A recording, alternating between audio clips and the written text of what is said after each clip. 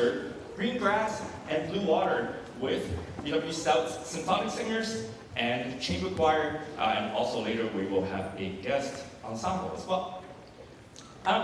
So this particular concert, consider it as us inviting ourselves to open for Earth Week. Next week is Earth Week, and there's actually plenty of activities happening on campus as well. So if you're someone who is interested in learning more about the environment, learning more about things that we can do for it, or free food, most likely you'll find at least two of those things listed above.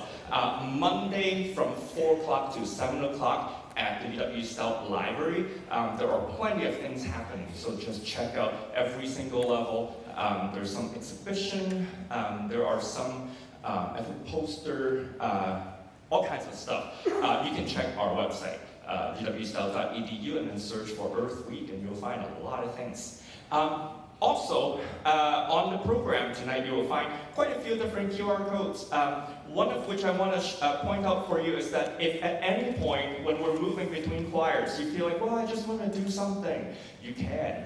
We would like to learn more about you. So one of those QR codes would lead you to a survey, audience survey. It will take literally 1 minute for you to fill out, just so that we know where you are, who you are, how you hear about us, and all that good stuff. So take a moment. And for a few lucky people, our student staff, Angie, might have reached out to you to see if you would like to fill out a long survey. And if you decide to do that, she also has a QR code that you can scan. If you decide to do that and you have completed it, 1, please return it to her after the concert, and 2, you too can actually trade that completed survey for a free pencil featuring our UW-Stout School of Art and Design. So please let us bribe you and learn more about you. It will that particular survey will take, I would say, roughly 3 to 5 minutes to complete. So with that, free pencil. This is Symphonic Singers. The next set that we're singing are more about the beauty of nature. And first up, we have the song Riversong, and we'll feature Connor on tin whistle.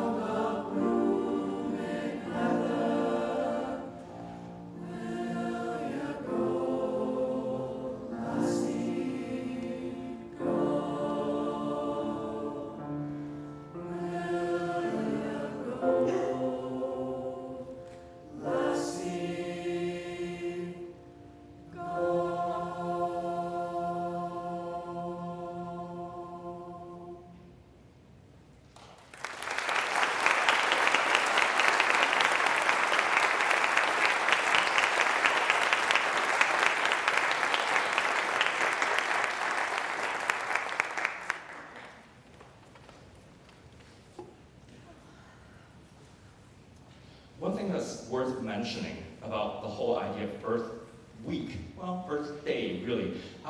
Did you know that it was all started in Wisconsin?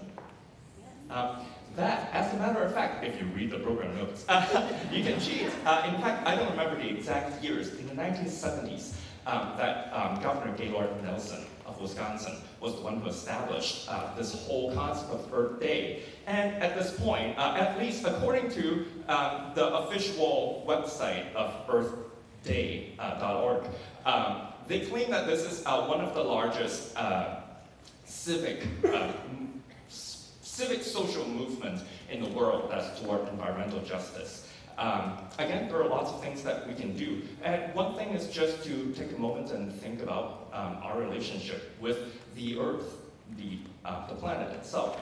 And to that effect, this next song actually is also written in Wisconsin. John Harmon, the composer, is a Wisconsin native. And apparently this text was written when he attended a workshop as a writer of text. And then he wrote this text in reflection of all of that history of Wisconsin in connection with Earth Day. And the text itself imagines if we are the planet Earth. You may hear that if you listen carefully to the text, it is a very optimistic view of the planet. I hope that we can say that every single day, but sometimes it's good to at least have a place to dream toward. And so this is, the next song is I Am the Flat Earth.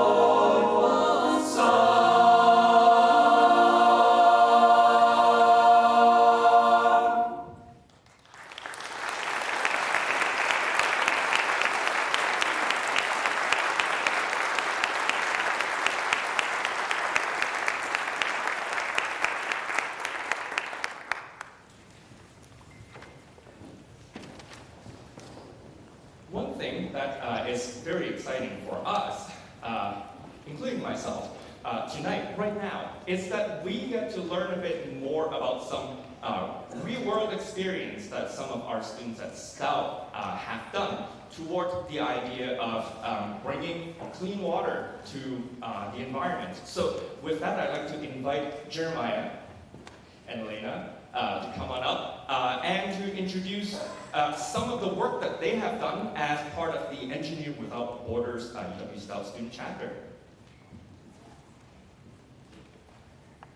Thank you for inviting us, Dr. Roy. As he said, we are Engineers Without Borders UW-Stout chapter. My name is Jeremiah Hubbard. I'm the president. My name is Elana Showalter. I'm the vice president. So for the past 4 years, we've been working on a project for a small village in Narverud, Ecuador, which is a village of about 100 people in the Andes Mountains, where we've been working to get them accessible clean water. Last year, at the end of August, we went to this village for 10 days. Up there is the team of us, 2 of us, as well as someone else on the team, Jack Long, and a team mentor, Daniel Horace, all went to Ecuador. We stayed for 10 days, did manual labor, as well as on-the-spot calculations to ensure that our design actually functioned, and make sure that they could get clean water to the houses in the upper level of the community and the school in the community. As of about 3 weeks ago, we finally got flowing water through the system that we put in just last summer. And so now we've been working diligently throughout this school year we've just had, and we'll continue working throughout this summer to continue the project and hopefully complete it by the end of this summer and get water to the entire community. Yeah, so if you're looking for ways to help us, one thing you can definitely do if you are a UW-Stout student, we meet in Frickland Hall, room 114A, every Wednesday from 5 p.m. to 7 p.m. If you are at all interested, please find us. Please email one of us. Anything, just get connected. We would love to have you. I know our name is Engineers Without Borders. However, as a student chapter, you do not have to be an engineer to participate. You have to just be good at holding the shovel and doing some paperwork. As you can see up there, that QR code is to our UW-Stout website. From there, you can donate. A big thing that has been a limiting factor in us going back has been our funding. It's difficult. We raise all of the money ourselves. So if you at all want to help and you can't make it to meetings or you don't know how to help, please follow that QR code. Even $5 will make a huge difference. Yeah. And with that, thank you for listening. We'll give the stage back to the choir.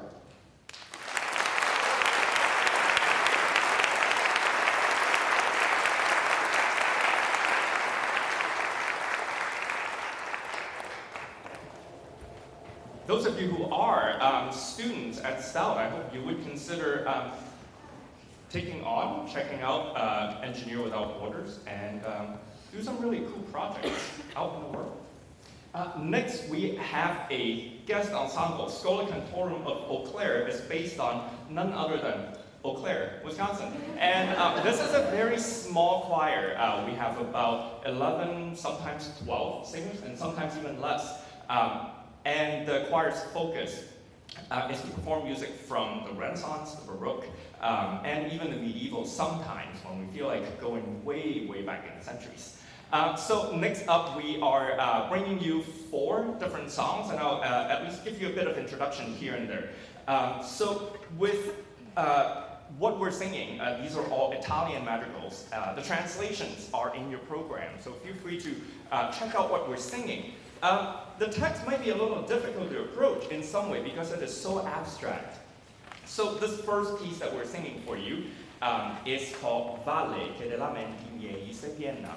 So it literally means the valley that is filled with my sadness. In some way, Italian madrigals and those particular poems that you find in these music are essentially the most drama queen of drama queens. So this entire poem literally talks about how sad I am, and the tears coming down my eyes are forming rivers. And between the 2 rivers, there are these wild beasts. I personally like to imagine this poem actually literally describing a very sad person's face. So you can imagine the tears coming down.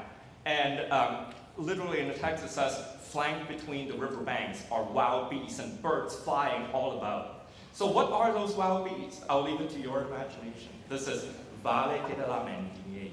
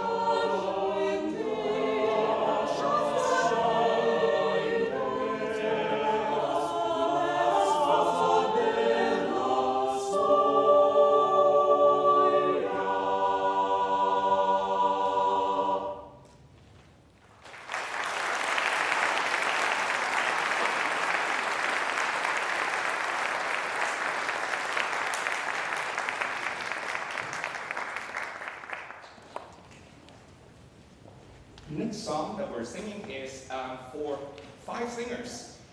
And it is, if you will, a vocal pyrotechnics. There are a lot of fast notes. The page is very busy. You're more than welcome to come and take a look. After the concert, some pages, there are just a lot more notes than space. But it's fun, and the whole idea is to paint a picture of birds waking up in the morning in the forest. So it gets very busy, and if you listen carefully, you can even hear certain birds talking to one another in a conversation. This is Vezzosi.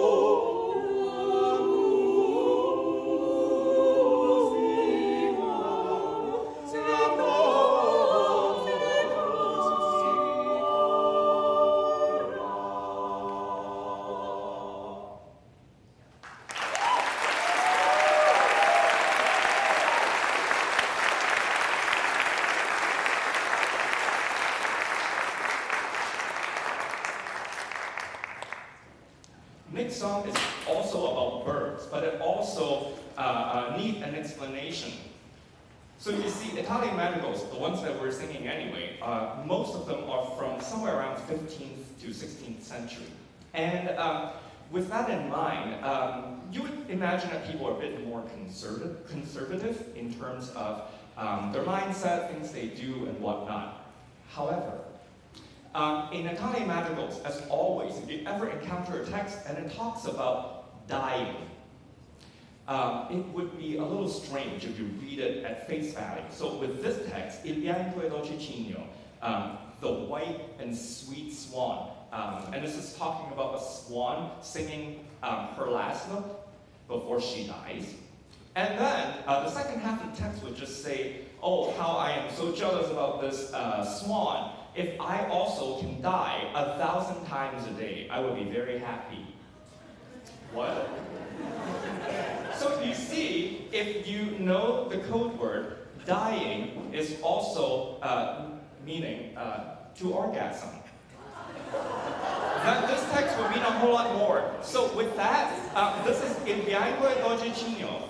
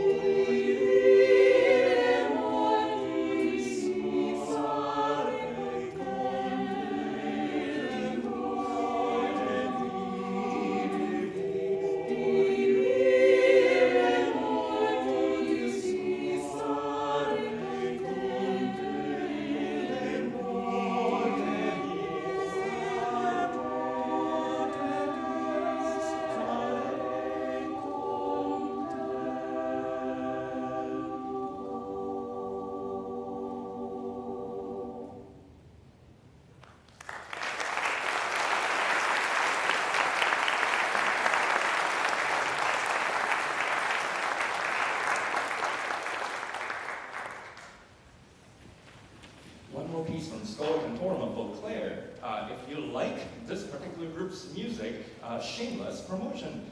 This group will be doing a free performance next Friday in Beauclair downtown at Two Roots Arts and Wine Gallery. Whether you go there because of the cheese board, or the music, or also the wine, and art, whichever way, we will start there around 7 o'clock, and you will hear even more of this type of music with even more hilarious commentary in between the songs. All said, there are some madrigals that are quite serious. This one that we're singing for you, called Italia Mia, for quite a few centuries actually has been kind of like a de facto patriotic song for people who speak Italian. You see, this whole idea of a country, a singular country as Italy, is a rather modern concept. It didn't really arrive, didn't really appear in the world until maybe about late 18th century, I would say. Before that, it was just a whole bunch of different countries. The Pope has his own papal empire. Florence is a country. Naples is a country. Venice is a country as well. And they fight all the time. And this particular song, Italia Mia, essentially is a plea. The text itself takes the rivers, the main few rivers that flow through the Italian-speaking region, as a way to sort of substitute for this idea of the love for one's homeland and home place. It wasn't so much of that sort of nationalism that we are kind of familiar with these days, that people are just crying for one single flag that they would go under. But it is still nonetheless a musical cry for unity for all these people who have at least quite a lot in common. Language, food, which by the way, pizza is not eaten everywhere in Italy, at least this time. But I digress. This is Italia Mia.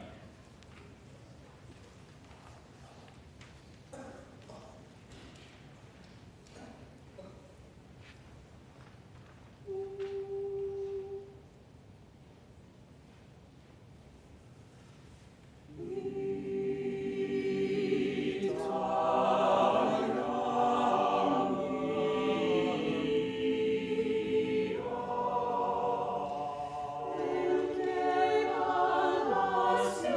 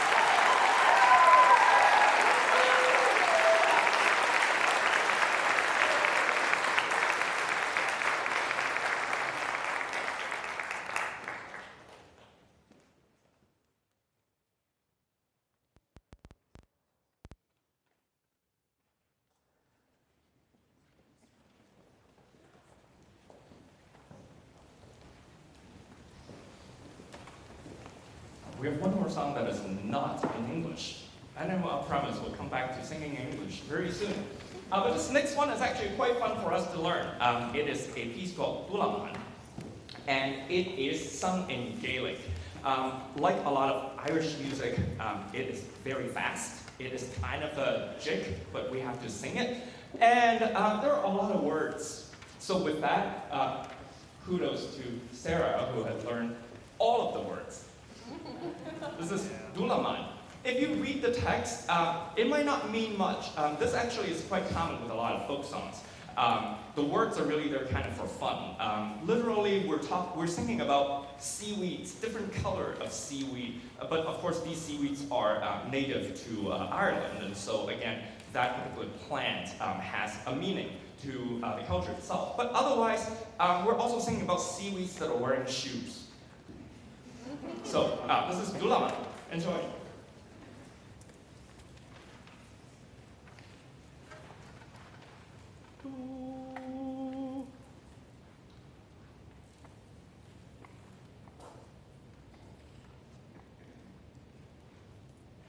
Ani en Vienna shana wa fawri ya wa khribiano kuna rakhulu gujime. Tulamana, Benegwe Tulamana, Benegwe Gela, Tulamana, Farage Tulamana, Benegwe Gela. Rocky mayo lisha Tulamangela, Keno Bragadere so Tulamangela. Tulamana, Benegwe Tulamana, Benegwe Gela, Tulamana, Farage Tulamana, Benegwe Gela. Rogareha duera Tulamangela, Pereda Gustushera Tulamangela. Tulamana, Benegwe Tulamana, Benegwe Gela, Tulamana, Farage Tulamana, Benegwe Gela, Tulamana, Benegwe Tulamana, Benegwe Gela, Tulamana, Benegwe Tulamana, Benegwe Gela. Tulamana, Benegwe Tulamana, Benegwe Gela, Tulamana, Farage Tulamana, Benegwe Gela, Tulamana, Benegwe Tulamana, Benegwe Gela, Tulamana, Benegwe Tulamana, Benegwe Gela. Ani en Vienna shana wa fawri ya wa khribiano kuna rakhulu gujime. Tulamana, Benegwe Tulamana, Benegwe Gela, Tulamana, Farage Tulamana, Benegwe Gela. Taki en we orera Tulamangela, taka kluish veleda Tulamangwera. Tulamana, Benegwe Tulamana, Benegwe Gela, Tulamana, Farage Tulamana, Benegwe Gela, Tulamana, Benegwe Tulamana, Benegwe Gela, Tulamana, Benegwe Tulamana, Benegwe Gela, Tulamana, Benegwe Tulamana, Benegwe Gela, Tulamana, Farage Tulamana, Benegwe Gela, Tulamana, Benegwe Tulamana, Benegwe Gela, Tulamana, Benegwe Tulamana, Benegwe Gela, Tulamana, Benegwe Tulamana, Benegwe Gela, Tulamana, Benegwe Tulamana, Benegwe Gela.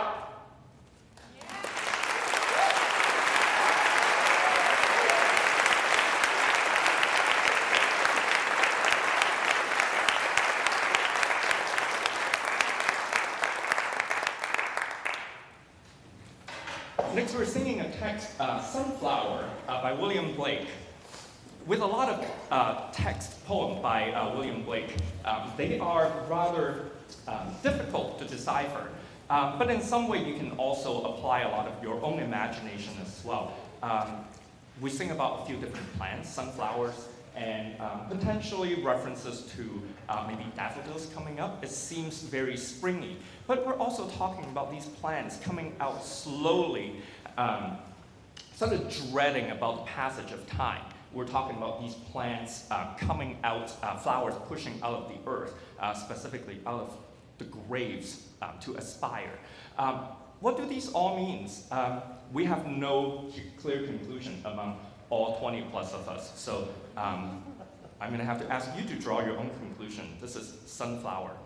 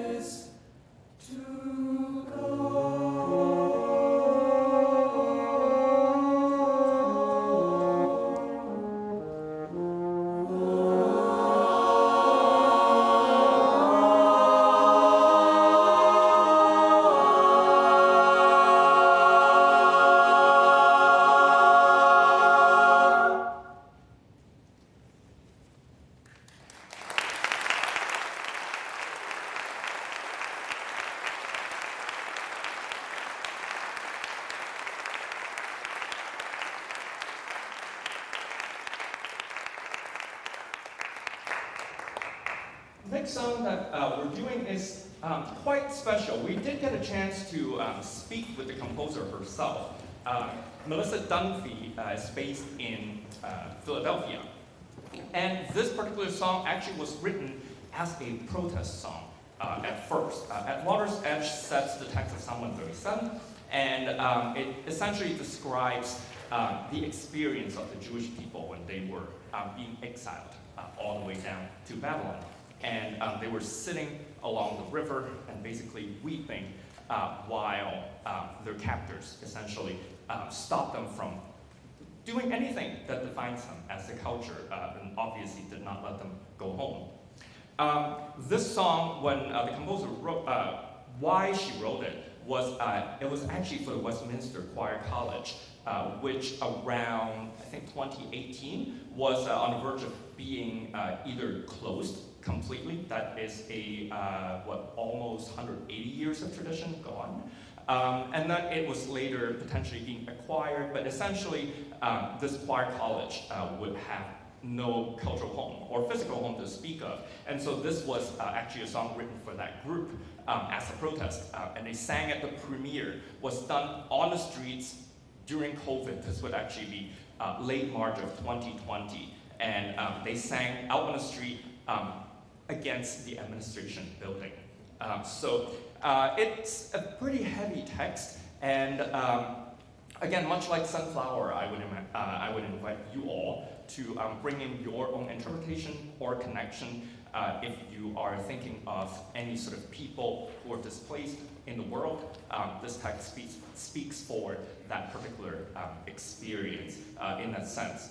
And river in some way, once again, sort of tie us to a very specific physical location as a way to for us to express our culture. So this is At Water's Edge, after which we will go into a song that you all might actually know, Shenandoah, yet another one where the image of river is being used as a way to identify a location or a country or a culture. So with this, we'll sing At Water's Edge and then Shenandoah.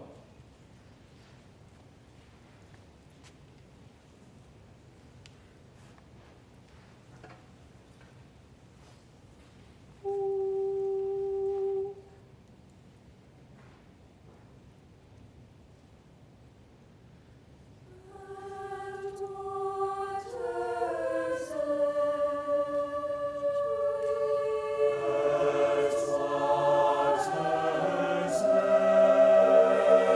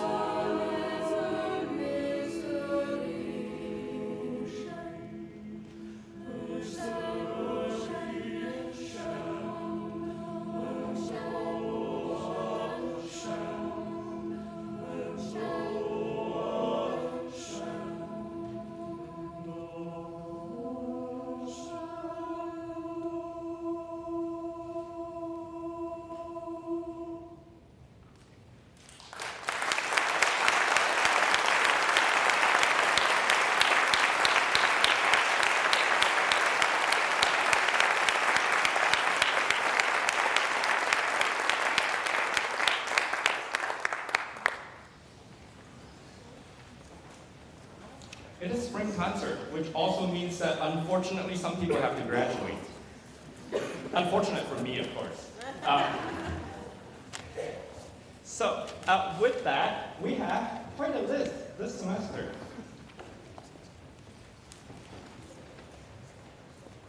In somewhat particular order, we'll go by last name here.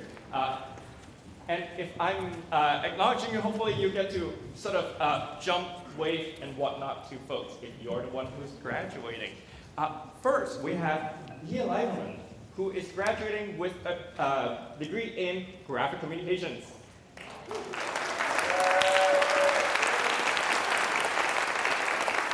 He has been singing with symphonic singers for, I don't even remember how many semesters. It feels like a very long time. But I believe you were here even during, one of those very exciting COVID semesters. So I'm glad she's still singing with us and whatnot and now graduating. Nick Michelson, who is getting a degree in computer and electrical engineering and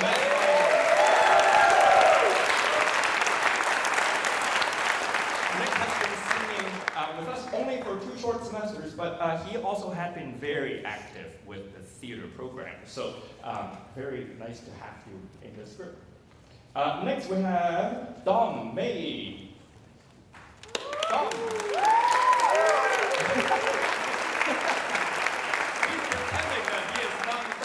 He is graduating with a degree in computer science in game design.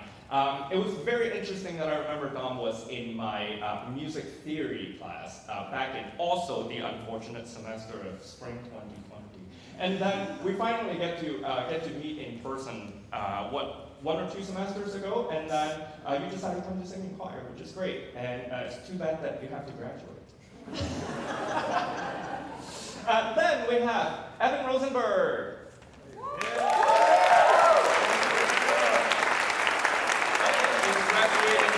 In video production, and it's been really fun having you in the choir, especially doing some of this really exciting tasks, such as taking group pictures and taking videos of the choir. And he's always taking it very seriously, and I also remember there was one semester you used us as your homework, interviewing people, filming rehearsals. We had an interview. It was a really fun experience, so it's always good to have you in chamber choir. Next up we have Colin Polakos.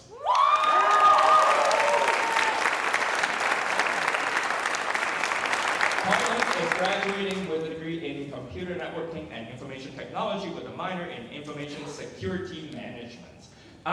Speaking of management, he has done quite a lot of that this year, especially really stepping up in sort of taking charge of Double Tongue's a cappella, as some of you have seen. Him sort of taking over in terms of like planning rehearsals, running the rehearsals, getting people together and sing, because sometimes, I get tired of doing that. It's really nice to have someone else do it. So, Colin also did a few arrangements of pieces for Double Tongues. So if you're curious to hear Colin's own arrangement, which is also his honors college contract, feel free to come on out next Wednesday at 5 o'clock at the Raw Deal, and you'll get to hear that group sing a full set of, not just 3, but 9 songs, 3 of which are Colin's arrangements. So congratulations.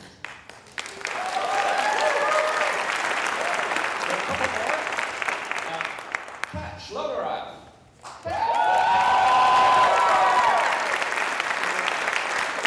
Pat is graduating with a degree in digital marketing technology and a computer science minor. And she has been one of the most active members in the UW-Stout performing arts, really.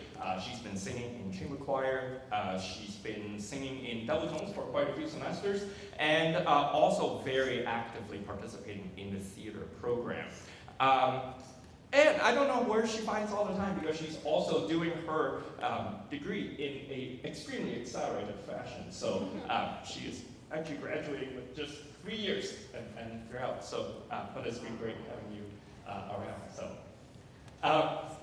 last, this is an interesting one. We have Dr. Mary Spade.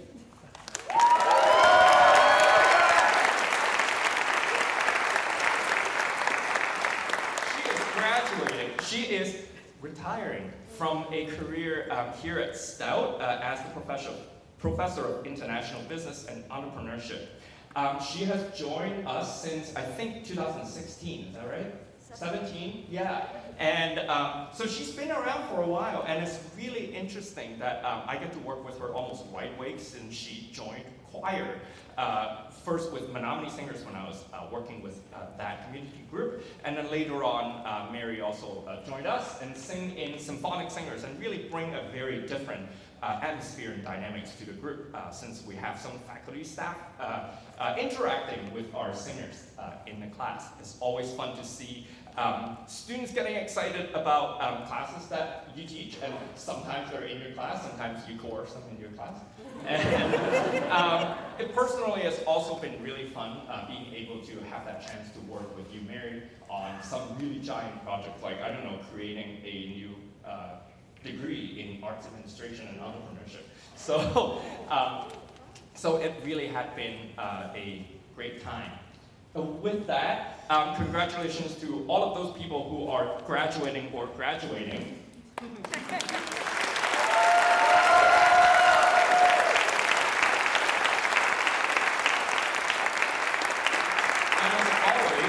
I'd like to invite anyone who knows the Stout alma mater to either stand up and sing it very loudly or come on up and sing with us. This is the alma mater. The music is also printed on the program. So there you are. Don't be shy.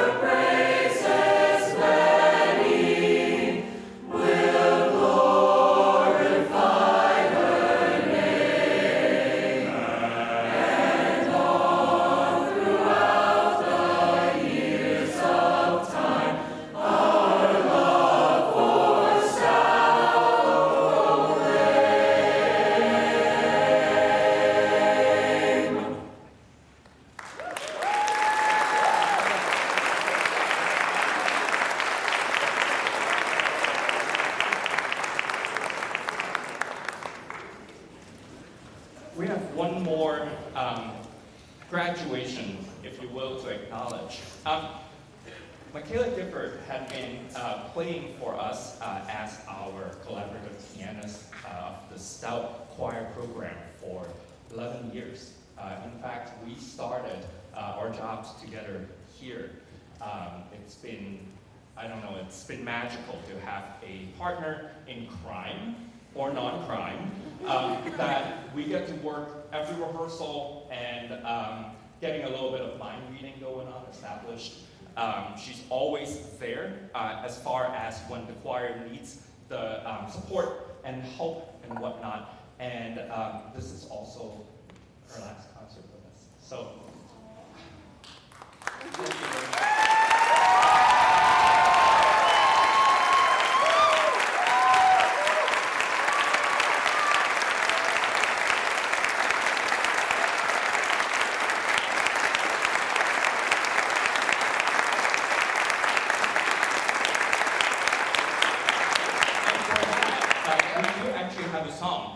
That we're singing for her. Michaela chose this song, River in Judea, one that is carry many meanings in terms of both the lyrics as well as when it had been sung before, or actually even for some of our choir members. I know that, interestingly, it ended up being the song that was chosen for a lot of you in high school choir when you were going to graduate, and then it happens to be 2020.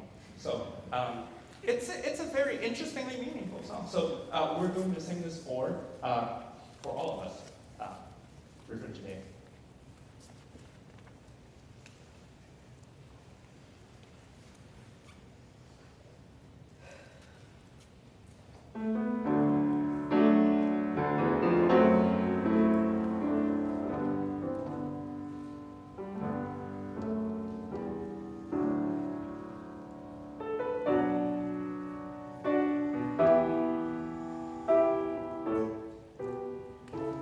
Oftentimes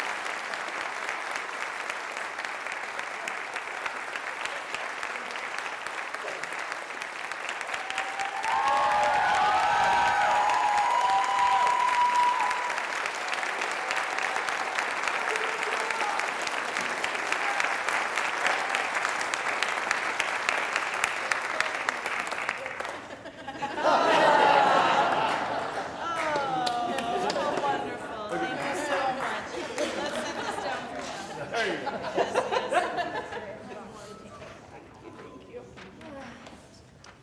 We have just one more song for you. I promise we'll let you out. With that.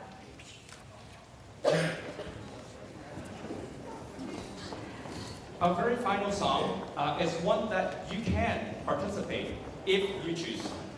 It is a song called Let the River Run Free, and it comes to us from the United Kingdom. I came across this piece from the excellent research tool called YouTube.com. And oftentimes I like to find music that is really off beaten path. And this was one of them. It actually was also a protest song that was written primarily for singers who don't read music and whatnot, and was taught right on the street. And I reached out to the composer, and she was very happy that we were doing this. Within this piece, one of the choruses is actually sung in Welsh, which was really fun to learn. And of course, we need a lot of help to learn that. And surprisingly, the composer hooked us up with none other than the chair of the Welsh Language Society in the UK. So I think we have the most authoritative help in terms of pronunciation. It was fantastic. So with that, and actually I could not bring the composer in to chat with the choir. I wanted to, but whenever we rehearse, it is past midnight in London. So it was not very nice for the composer. However, I sent the recording of you all performing, and the composer loved it, and hopefully we will do that song justice. This is the first time it's being performed in the US. With that, the participation for you all, if you so choose, is that you can see the altos are over there, and they're kind of the main melody. The sopranos are there. They are also kind of the main-ish melody. Feel free to listen to them. We will sing this one particular chorus over and over again, just like what might happen if we were to hear this in a protest on the street. So if you feel like you know that particular melody, once you hear it more than enough, feel free to sing along if you like, or you can just enjoy it. So this is Let the River Run Free.